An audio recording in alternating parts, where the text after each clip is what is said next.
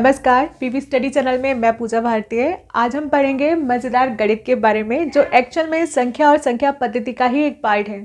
संख्या और संख्या पद्धति में हमने पिछले वीडियो में पढ़ा था विभाज्यता के नियम यानी कि डिविजिबिलिटी के रूल्स के बारे में। तो थोड़े से रूल्स रिवाइज कर लेते हैं। अगर कोई संख्या 4792 है तो ये संख्या 2 से पूरी तरीके से विभाजित है, ये जानने के लिए हम इसमें क्या देखेंगे। सोचिए 10 सेकेंड।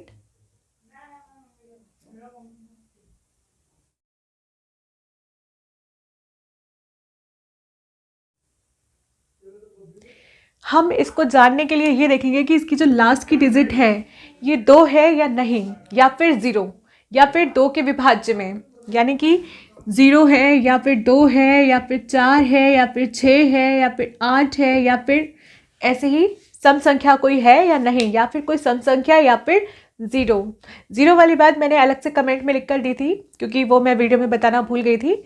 तो आशा करती हूँ वो पढ़ा होगा सभी ने जिन्होंने वीडियो देखा होगा। तो ये तो 2 का रूल हो गया। इसके बाद मैंने आपको बताया था एक 7 का रूल भी मैंने आपको बताया था। 7 की डिविजिबिलिटी को जानने के लिए हम क्या करते हैं।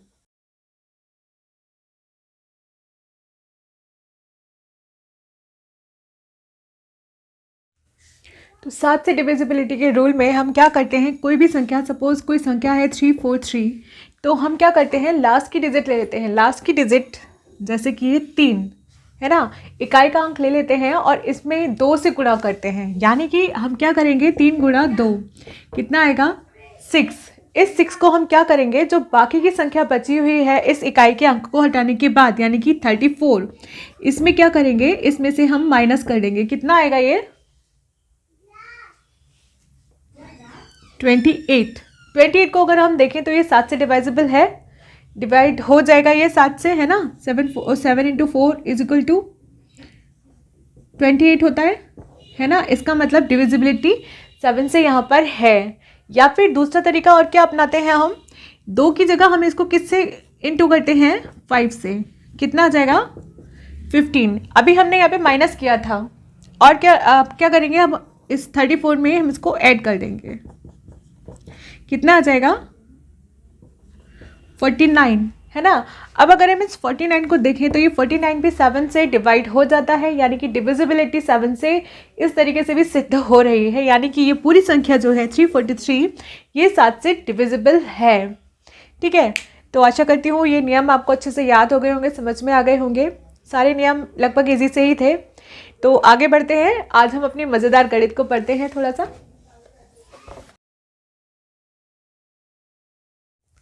चलिए तो अब बढ़ते हैं हमारी मज़ेदार गणित की ओर। मज़ेदार गणित मैं इसको कह रही हूँ जबकि ये है संख्या और संख्या पद्धति ही। मुझे ये मज़ेदार गणित लगी क्योंकि मुझे ये पढ़ने में बहुत इंटरेस्ट आया और मैं आशा करती हूँ बाकी सबको भी बहुत मज़ा आएगा, अच्छी लगेगी, इंटरेस्ट आएगा। तो आगे बढ़ते हैं इसमें। तो इसमें कुछ हम फॉर्मूलाज के बारे में पढ़ेंगे, कुछ नियमों के बारे में पढ़ेंगे जो कि बहुत इंटरेस्टिंग से हैं, पढ़ने में अच्छा लगेगा। तो उन नियमों तक पहुंचने के लिए कुछ क्वेश्चंस हैं मेरे पास जो मैं पूछती हूँ। आप ध्यान दो कि सपोज हमारे पास 2 संख्याएं हैं, एक तो है 507 और एक है 420। ठीक है, अब मैं आपसे कहूँ कि किन्हीं 2 संख्याओं का ये तो योग है x + y, और किन्हीं 2 संख्याओं का ये अंतर है x - y। ठीक है, अब इसको देख के ये तो समझ में आ रहा है कि x जो है ये कोई बड़ी संख्या है ना। तभी तो इसको माइनस करने के बाद 420 नहीं, हम इसको कुछ और कर लेते हैं, 410 कर लेते हैं। ठीक है, तो ये 410 हमारा बच रहा है।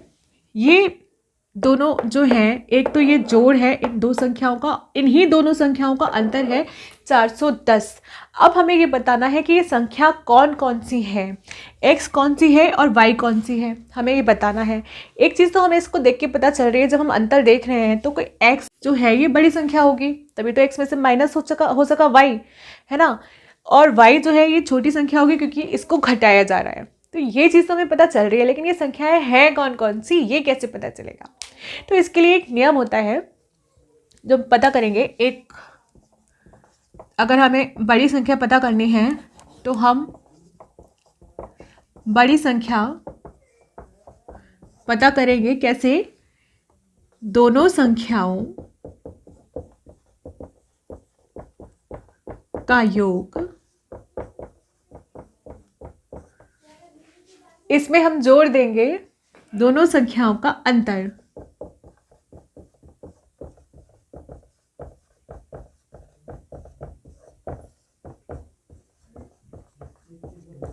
और इसको भाग कर देंगे 2 से। अगर हम ऐसा करेंगे तो हमें ये बड़ी वाली संख्या यानी कि x पता चल जाएगी। यानी कि इस x को जानने के लिए हमारे पास क्या फॉर्मूला है, x plus y plus x minus y upon 2। ठीक है, अगर आपके पास 2 संख्याएं गिवन है जो कि जिनमें से एक संख्या 2 संख्याओं का योग है और एक संख्या उन्हीं 2 संख्याओं का अंतर है, तो उन संख्याओं को कैसे हम ज्ञात करेंगे ये मैं आपको बता रही हूँ। पहले तो हम बड़ी संख्या ज्ञात करने के लिए क्या करेंगे, दोनों संख्याओं का जो योग है यानी कि 507, इसमें हम जोड़ देंगे दोनों संख्याओं का अंतर यानी कि 410 और इसको भाग कर देंगे हम 2 से, तो हमें बड़ी संख्या क्या है ये पता चल जाएगी। चलिए करके देखते हैं।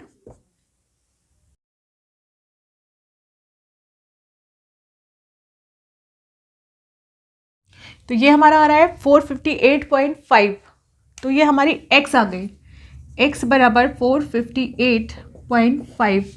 ठीक है, अब हमें छोटी संख्या भी पता करनी है। छोटी संख्या के लिए एक दूसरा फॉर्मूला होता है।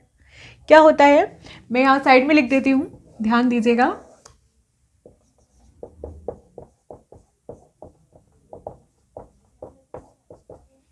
ये होती है दोनों संख्याओं का योग यानी कि x प्लस वाई। अब यहाँ प्लस था ना, यहाँ हो जाएगा minus, minus x minus y upon 2। Same formula है, क्योंकि बड़ी संख्या थी तो हमने जोड़ दिया, अब हम छोटी संख्या ज्ञात कर रहे हैं तो हमने घटा दिया।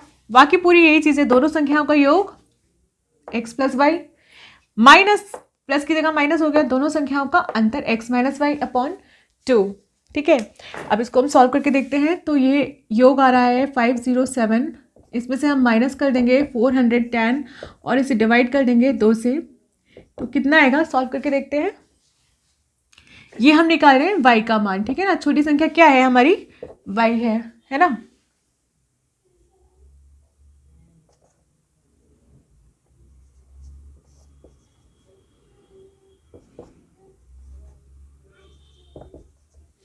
छोटी संख्या हमारी आ गई 48.5। अब हम इसको चेक कर लें कि ये सही संख्याएं दोनों आई है या नहीं। ये तो हमारा y का मान आ गया, ये हमारा x का मान आ गया। अब हमें पता है ना x प्लस वाई बराबर कितना आ रहा है, 507 आ रहा है, तो क्यों ना इसको जोड़ के देख लें। जोड़ के देख लेते हैं, तो 458.5 प्लस 48.5 ये हमारा x है और ये है y। इनको जोड़ लेते हैं, 507 बिल्कुल सही आ रहा है। अब घटाकर देख लेते हैं, तो 458.5 में से हम 48 को घटा लेते हैं, 410 ये भी बिल्कुल सही आ रहा है ना। यानी कि ये हमारे नियम बिल्कुल ठीक हैं। 2 नियम हमने पढ़े, कौन कौन से, एक तो छोटी संख्या हम कैसे ज्ञात कर सकते हैं, अगर 2 संख्याओं के बारे में हमको दे रखा है, उनका योग और उनका अंतर। ठीक है, और उनमें से बड़ी संख्या कौन सी है ये हम कैसे ज्ञात कर सकते हैं। तो इन दोनों को अगर आप नोट बना रहे हैं तो नोट कर लीजिए। मैं इसको एक बार फिर से लिख देती हूँ।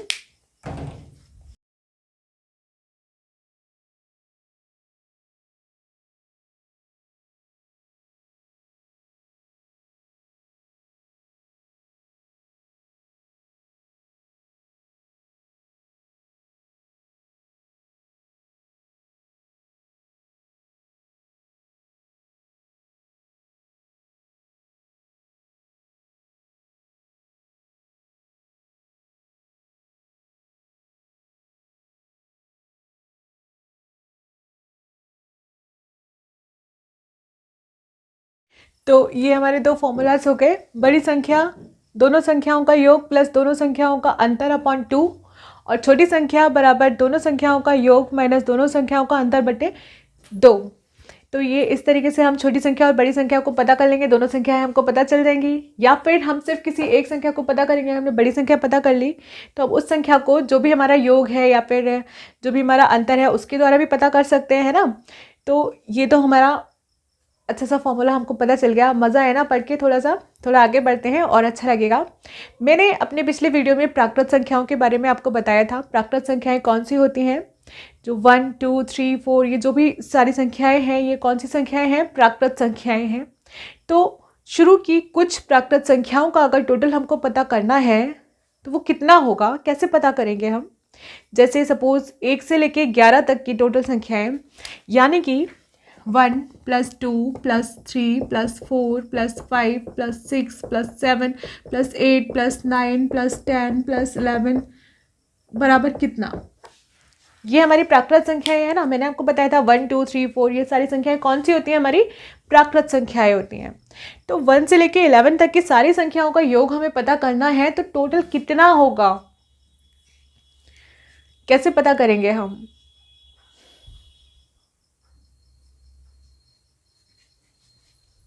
इसको पता करने के लिए हमारे पास एक फॉर्मूला होता है n × n+1/2।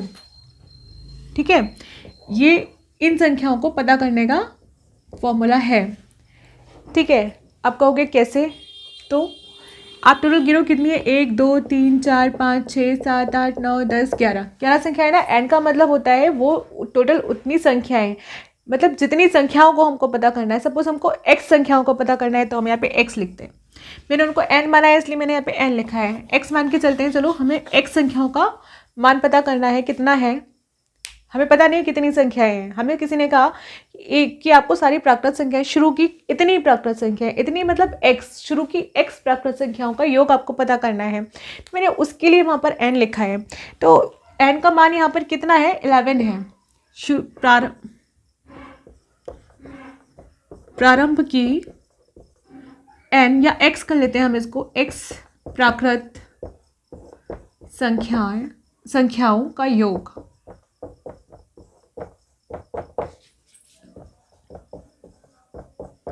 बराबर n x गुणा x + 1/2।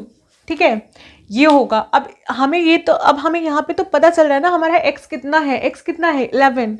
टोटल कितनी संख्या है, हमें 11 संख्याओं का टोटल हमें पता करना है। x का मतलब यहाँ पर उस नंबर से है जितने नंबर्स को हमें ऐड करने के लिए दिया गया है। कितने हैं वो नंबर्स, वो नंबर x है और x का मान क्या है वो हमें पता है 11 संख्याओं का टोटल, शुरू की 11 संख्याओं का टोटल हमको पता करना है। शुरू की टोटल संख्याओं का सम हमें पता करना है, यानी कि 1 + 2 + 3 + 4 + 5 + 6 + 7 + 8 + 9 + 10 + 11। ठीक है, तो इसको इसको समझने के लिए अब हमें x का मान पता है, x की जगह पे हम x का मान रख देंगे। तो कितना रखेंगे, 11 × 11 +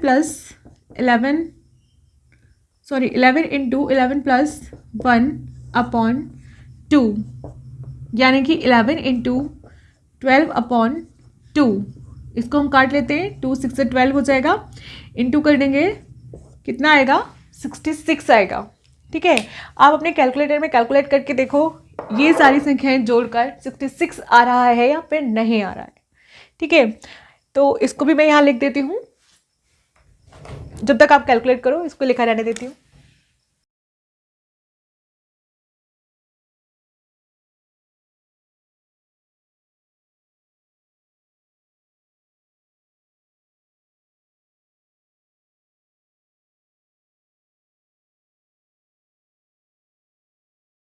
अच्छा, इसमें मैंने एक गुणा का साइन तो लगाया नहीं है, तो यहाँ जो साइन कहीं नहीं होता है ब्रैकेट से पहले तो वहाँ हम गुणा का साइन लेते हैं। ये तो सबको पता ही होगा, नहीं पता हो तो मैं बता रही हूँ कि जब भी कहीं पर गुणा आता है और गुणा के साथ में जब भी कहीं पे ब्रैकेट होता है, ब्रैकेट से पहले कोई संख्या हो, कोई भी संख्या x y z कोई संख्या, हमने 2 मान लिया, 2 के बाद ब्रैकेट में अगर 7 + 2 है तो इसका मतलब ये है कि पहले हम इस ब्रैकेट को सॉल्व करेंगे। ठीक है, इस ब्रैकेट को सॉल्व करने के बाद जब हम इसको खोलेंगे तो कितना आएगा, 2 7 को इसको हम सॉल्व कर लेंगे तो कितना आएगा, 9 आएगा। अब क्योंकि यहाँ ब्रैकेट और इस संख्या के बीच में कोई भी चिन्ह नहीं लगा है, तो कोई भी साइन नहीं है, तो वहाँ पर हम मानते हैं इनटू का साइन, गुणा का साइन, मल्टीप्लाई का साइन। ठीक है, तो हमने यहाँ पे इनटू का साइन, ऐसे ही हमने यहाँ पर भी ये इनटू का साइन मान लिया है, होता ही है जहाँ पे कोई साइन नहीं होता है वहाँ पर हम मान लेते हैं इनटू यानी कि गुणा का साइन, मल्टीप्लाई का साइन, ठीक है। तो ये फॉर्मूला तो समझ में आ ही गया होगा कि शुरू की n या x प्राकृत संख्याओं का योग x गुणा x प्लस 1/2, ज़्यादातर n चलता है इसलिए मेरे मुझसे n ही निकल रहा है, मैंने आपको x बताया है तो मैं x ही लिखूंगी, आप कुछ भी मान सकते हो, x y z n कुछ भी। तो x प्राकृत संख्याओं का योग x गुणा x प्लस 1/2, क्लियर हो गया होगा। आगे बढ़ते हैं, ये हमने बात करी थी प्राकृत संख्याओं की, अब हम बात करते हैं सारी ही संख्याओं की यानी कि होल नंबर्स की। होल नंबर्स यानी कि पूर्ण संख्याओं की, जो कि क्या बताया था मैंने, कौन से होते हैं होल नंबर्स यानी कि पूर्ण संख्याएं कौन सी होती हैं, जीरो से स्टार्ट होने वाली, यानी कि प्राकृत संख्याओं से पहले जब हम जीरो भी लगा देते हैं, ये हमने 1 से स्टार्ट करी ना, 1 2 3 4 5 6 7, ये तो प्राकृत संख्याएं हो गई। अच्छा, इसमें जीरो भी ऐड कर लेते हैं यानी कि 0 1 2 3 4 5 6 7 8, तो ये सारी संख्याएं होती हैं होल नंबर्स यानी कि पूर्ण संख्याएं। तो 0 1 2 3 4 5 ये सारी हमारी पूर्ण संख्याएं हो गई। शुरू की कुछ प्राकृत संख्याएं, कुछ का मतलब हमने x लिया था और फिर x हमें पता चल गया था 11 है। ऐसे ही शुरू की कुछ पूर्ण संख्याओं का योग हम कैसे पता करेंगे, कुछ को हम यहाँ पर n या x या y या z जो भी हम मानना चाहें मान सकते हैं, तो हम n मान लेते हैं। शुरू की n पूर्ण संख्याओं का योग हमें पता करना है, तो हम कैसे पता करेंगे, सोचिए, मैं इसको रब करती हूँ जब तक।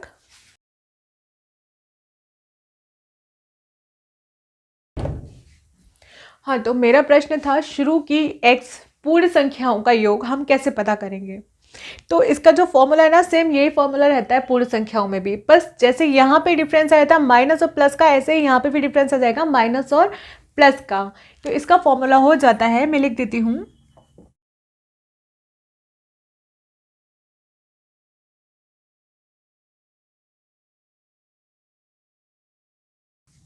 ठीक है।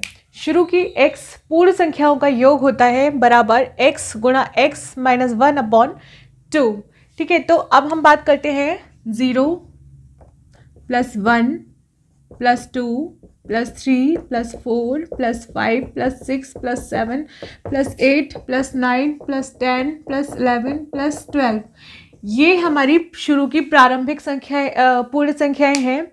कुल कितनी है ये, 12 नहीं, अब ये 13 हैं, गिनो ज़रा, 1 2 3 4 5 6 7 8 9 10 11 12 13 डिजिट्स हैं, 13 नंबर्स हैं, ठीक है। जो 13 नंबर्स हैं इनका टोटल हमें पता करना है अब।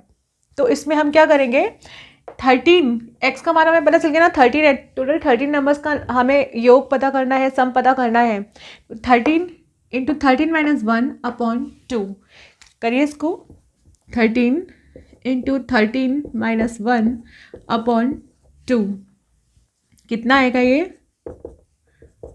13 इंटू 12/2, ये कट जाएगा, 2 6 12, इसको इंटू कर देंगे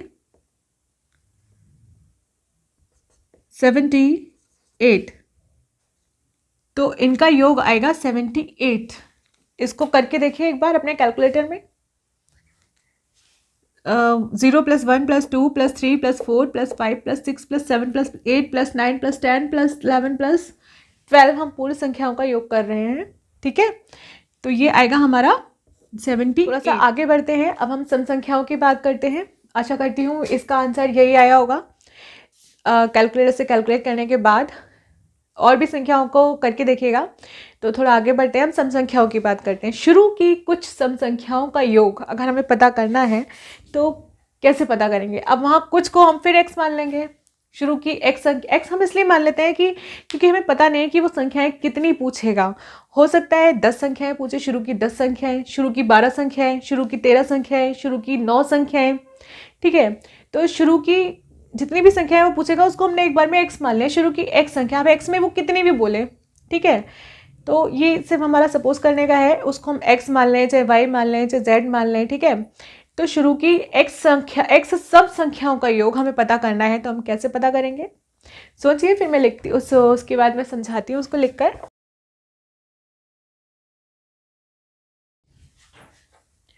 तो मैंने आपसे कहा था कि शुरू की कुछ सम संख्याओं का योग हमको पता करना है, तो हम कैसे पता करेंगे? तो शुरू की कुछ सम संख्याएं, कुछ में कुछ भी हो सकता है, कुछ भी का मतलब 9 संख्याओं का योग पता करना है हम शुरू की, या फिर शुरू की 10 सम संख्याओं का योग हमें पता करना है, शुरू की 8 सम संख्याओं का योग, हमें कुछ भी वो नंबर हो सकते हैं। तो हमने मान लिया शुरू की, जो हमें पता ही नहीं कितने नंबर हमसे पूछे जा रहे हैं, तो हमने उसको x मान लिया। तो शुरू के x सम संख्याओं का योग हमें पता करना है। कैसे पता करेंगे? यानी कि मैं अगर बोलूँ x को 5, मुझे 5 सम संख्याओं का योग पता करना है, तो वो कौन कौन सी होंगी पहले तो ये समझना है। 2 + 4 + 6 + 8 + 10, यही तो हुई शुरू की 5 सम संख्याएं। सम कौन सी संख्याएं होती हैं? वो जो 2 से डिविजिबल होती हैं, जिनको हम 2 से आसानी से डिवाइड कर सकते हैं, पूरी तरह से पॉइंट में आंसर नहीं आता है ना। तो वो कौन कौन सी हो गई? सबसे छोटी सी सम संख्या होती है, वो कौन सी होती है? 2। इससे छोटी कोई संख्या नहीं है, यानी कि यहीं से शुरू हो रही है सम संख्याएं। फिर इसके बाद 4, 2 के बाद कौन कटता है? 4, 2 से 4 कटता है, फिर 6 कटता है, फिर 8, फिर 10, है ना। शुरू की लगातार वाली देखनी है। ऐसा नहीं करेंगे हम कि शुरू की बोला है तो हमने शुरू की 2 + 6 + 10 + 12 ऐसे करके ले लिया, तो हम ऐसे नहीं लेंगे। शुरू की का मतलब हमें सारी लाइन से लेनी है। अभी हमने ऊपर भी जो भी सॉल्व करे हैं, ये वाले और ये वाले, इसमें भी हमने जो शुरू की डिजिट्स ली हैं, शुरू के नंबर्स लिए हैं, वो कंटिन्यूस नंबर लिए हैं, बीच में टूटे हुए नंबर नहीं लिए हैं, है ना। तो हम यहाँ पे भी बीच में टूटे हुए नंबर्स नहीं लेंगे, कंटिन्यूसली जो चल रहे हैं। 2 + 4 + 6, 2 के बाद 4 आएगा, 4 के बाद 6 आएगा, 6 के बाद 8, 8 के बाद 10, 10 के बाद फिर 12 आएगा। लेकिन हम 5 ही नंबर्स की बात कर रहे हैं, इसलिए मैंने 5 ही नंबर्स लिखे हैं। तो ये 1 2 3 4 5 सम डिजिट्स स्टार्टिंग के 5 सम संख्याएं, इनका योग हमें पता करना है। इनके योग पता करने के लिए हम क्या करते हैं? तो सिंपली इनका योग पता करने के लिए मैंने आपको बताया 5 संख्याएं, उन पांचों को मैंने पहले क्या बताया था, हम x मान लेते हैं। तो मैं फॉर्मूले के बेस पे लिख रही हूँ। इसमें हम क्या करते हैं? x गुणा x + 1, ठीक है। तो ये हो जाता है हमारा इसको जानने का फॉर्मूला, तरीका, ठीक है। तो हमारे पास कितनी संख्या है? मैंने आपको बताया x के बारे में, x हमारा 5 है, टोटल 5 है ना, 1 2 3 4 5। x की जगह भी 5 का मान रख देते, x का मान रख देते हैं 1, तो 5 + 5 × 5 + 1, यानी कि 5 × इसको जोड़ लेंगे तो कितना आएगा? 6, 5 6 30। इनका टोटल जब हम करेंगे तो कितना आना चाहिए? 30। अगर नहीं आ रहा है तो इसका मतलब हमारा फॉर्मूला गलत है। मैंने सही लिखवाया है, तो एक बार चेक कर लीजिए इसको जोड़कर कैलकुलेटर में ऐड करके कि यही आ रहा है कि नहीं, इसको जोड़ने के बाद, ठीक है। तो जब भी हमें शुरू की सम संख्याओं का, कुछ सम संख्याओं का योग हमें पता करना होता है, तो उतनी नंबर्स को, जितनी वो सम संख्याएं हैं, जैसे 5 हैं तो हमने 5 को कर दिया, 6 होंगी तो हम यहाँ 5 की जगह क्या लिखेंगे? 6 लिखेंगे, ठीक है। जितनी भी होंगी उतने को हम यहाँ लिख देंगे x की जगह पर, फॉर्मूला ये वाला लगा देंगे, तो हमारे पास उन संख्याओं का योग आ जाएगा, उन सम संख्याओं का योग आ जाएगा, ठीक है। तो मैं इसको लिख लेती हूँ, जब तक आप इसको कैलकुलेट करके देखो।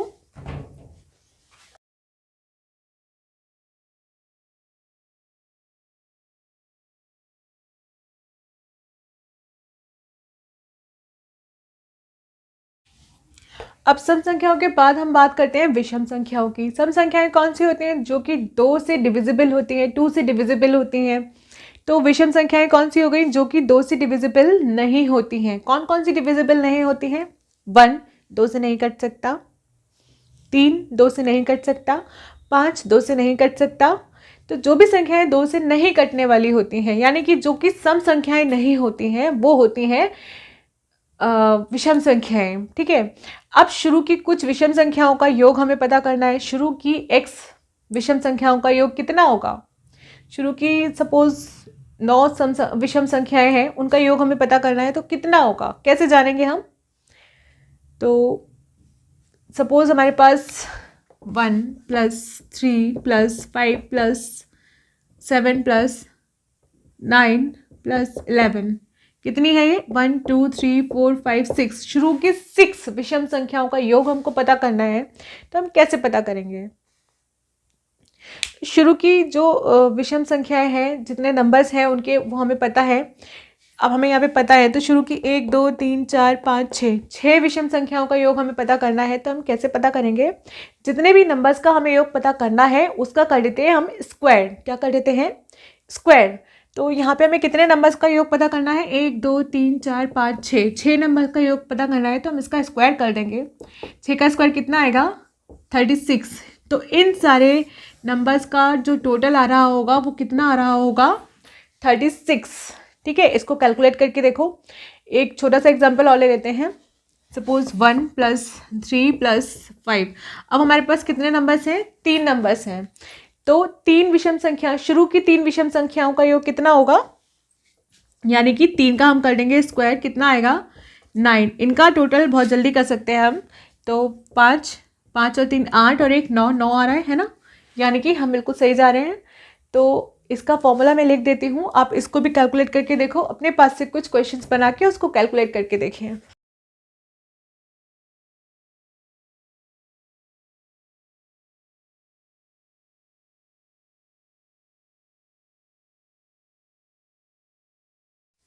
चलो अब आगे बढ़ते हैं, थोड़ा सा बात करते हैं शुरू की प्राकृत संख्याओं के वर्गों का योग।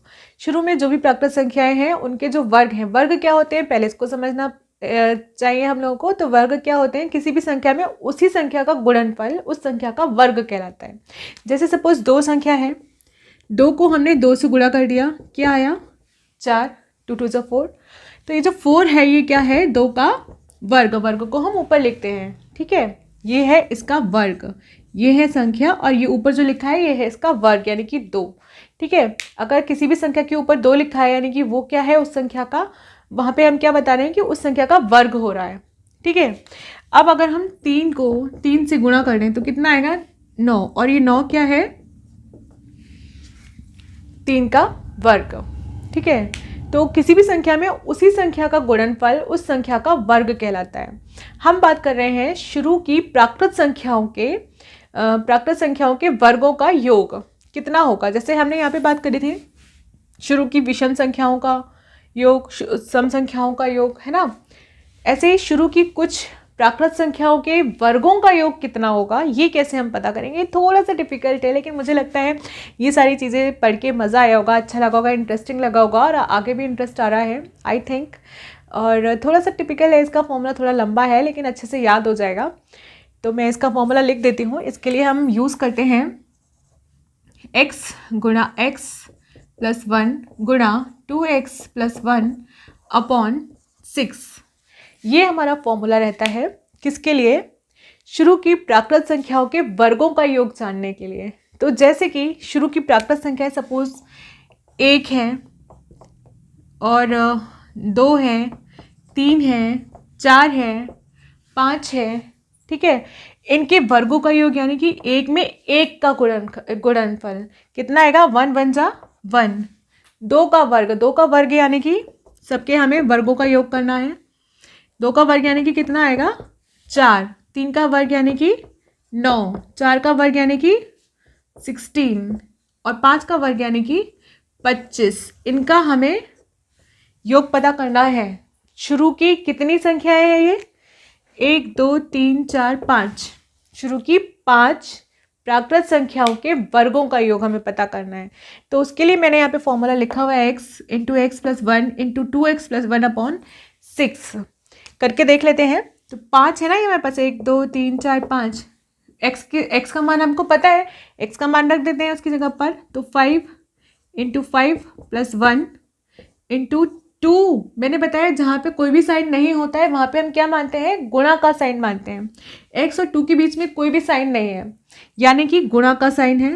तो 2 × 5 + 1 ब्रैकेट बंद अपॉन 6।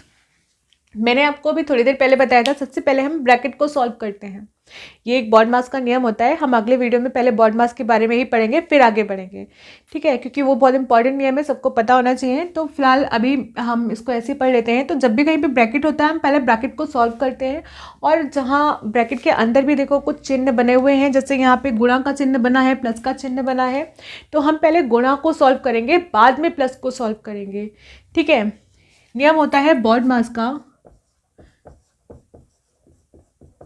ठीक है, इसके अकॉर्डिंग चलते हैं। बी का मतलब होता है ब्रैकेट, ओ का मतलब होता है ऑफ, डी का मतलब होता है डिवाइड, एम का मतलब होता है मल्टीप्लाई, ए का मतलब होता है ऐड और एस का मतलब होता है सब्सट्रैक्ट। इसके बारे में डिटेल में हम बाद में पढ़ेंगे।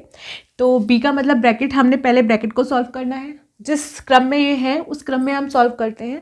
मल्टीप्लाई यानी कि इंटू का निशान पहले आ रहा है और प्लस का निशान बाद में आ रहा है, यानी कि पहले हमें मल्टीप्लाई करना है और ऐड करना है हमें बाद में।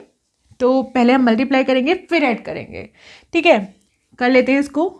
तो ये इसको सॉल्व करते चलते हैं। यहाँ पे भी कोई साइन नहीं है, तो 5 गुणा 5 + 1 क्या हो जाएगा 6। इन दोनों के बीच में भी कोई साइन नहीं है, यहाँ पे हम गुणा का साइन लगा देते हैं। 2 की हम 5 से इंटू करेंगे, कितना आ जाएगा 10। अभी ब्रैकेट को बंद रहने देते हैं। 10 + 1/6। इसको सॉल्व कर लेंगे तो कितना आएगा 5 × 6 कितना हो गया 30, या फिर हम इसको काट देते हैं, कट जाएगा 6 से 6 कट जाएगा, है ना। तो यहाँ पे कितना आएगा 5 × 10 + 1 = 11। कितना आ गया ये 55। यानी कि इन सारे संख्याओं का जो टोटल है वो कितना आना चाहिए 55 आना चाहिए। ठीक है, एक बार इसको ऐड करके देखो 55 आ रहा है या फिर नहीं आ रहा है। अभी ये छोटी कम संख्याएं हैं तो आपको लगेगा फॉर्मूला ज़्यादा बड़ा है, जब ये संख्याएं बहुत ज़्यादा होंगी तो लगेगा फॉर्मूला बहुत छोटा है, इसी का यूज़ करना चाहिए, है ना। ये फॉर्मूला थोड़ा मज़ेदार है, थोड़ा इंटरेस्टिंग है, उसका यूज़ हमें करना चाहिए। अभी तो बहुत ज़रा सी संख्याएँ हैं, कहीं 10-12 संख्याएँ होती तो फिर सबको टोटल करना, 5 संख्या तो आसानी से हम टोटल कर सकते हैं। तो शायद ये फॉर्मूला बड़ा लग रहा होगा उसके हिसाब से, लेकिन जब संख्याएं ज़्यादा होंगी तो उसके हिसाब से ये फॉर्मूला बहुत छोटा है और बहुत जल्दी हमें सॉल्व करके देगा। ठीक है, तो ये इसका फॉर्मूला है, इसको मैं यहाँ लिख देती हूँ जब तक आप सॉल्व करके देखो इसको।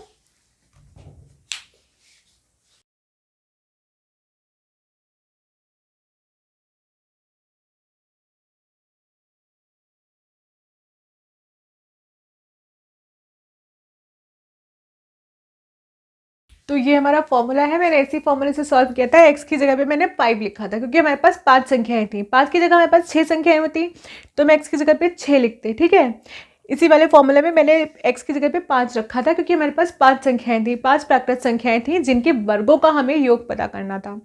ठीक है, अब वर्ग के बाद हम बात करते हैं इनके घन की। वर्ग का मतलब मैंने आपको बताया उस संख्या में उसी संख्या का गुणनफल। एक संख्या को 2 बार जब हम गुणा कर लेते हैं आपस में तो हम उसको वर्ग कहते हैं। जब उस संख्या को 3 बार हम गुणा करते हैं तो हम उसको कहते हैं घन, यानी कि उस संख्या में उसी संख्या का 3 बार गुणनफल। जैसे हमने अभी 2 को 2 बार गुणा किया तो हमने उसको कह दिया 2 का वर्ग, ऊपर 2 लिख किया।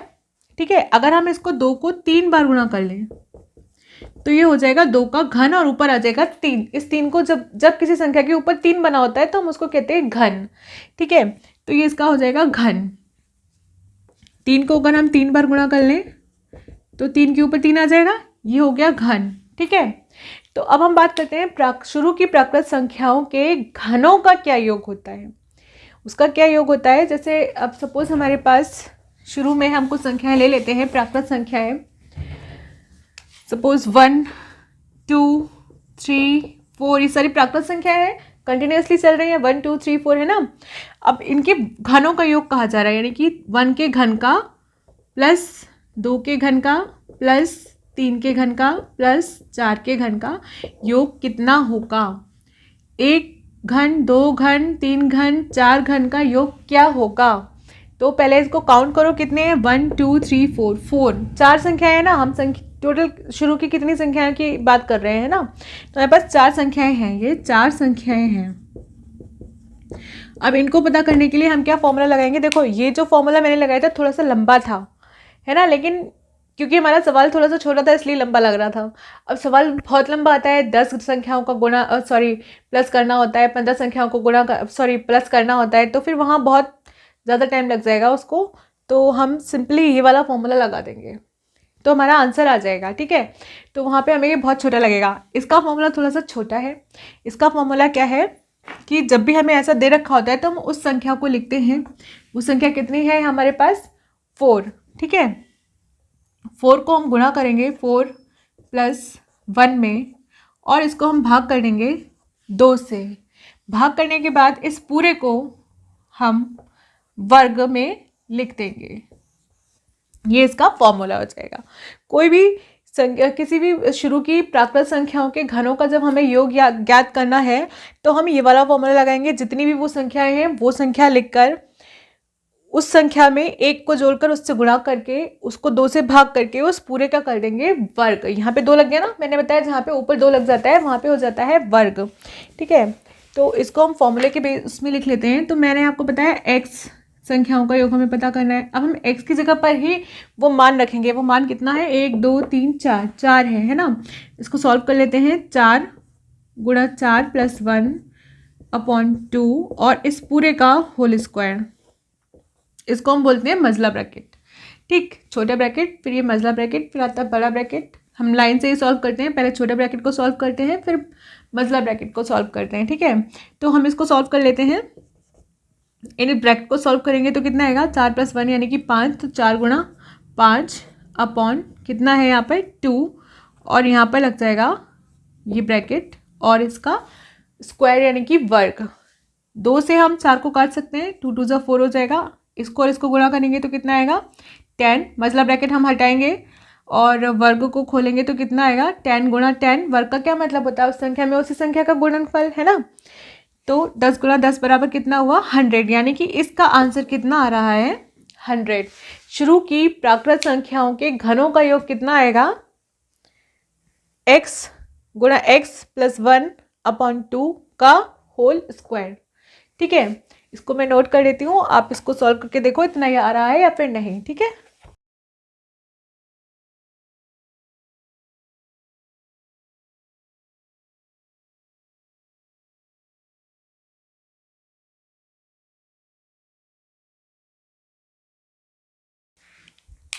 तो ये मैंने फॉर्मूला लिख दिया। आज हमने 7-8 फॉर्मूलाज की बात करी है। इस वीडियो को हम आगे बढ़ाएंगे, अगले वीडियो में बात करेंगे। आज के लिए इतना ही काफ़ी, क्योंकि वीडियो फिर बहुत लंबा हो जाएगा। आशा करती हूँ मुझे जैसे ये गणित मज़ेदार लगी है आपको भी मज़ेदार लगी होगी। अगले वीडियो में मिलते हैं। Thank you.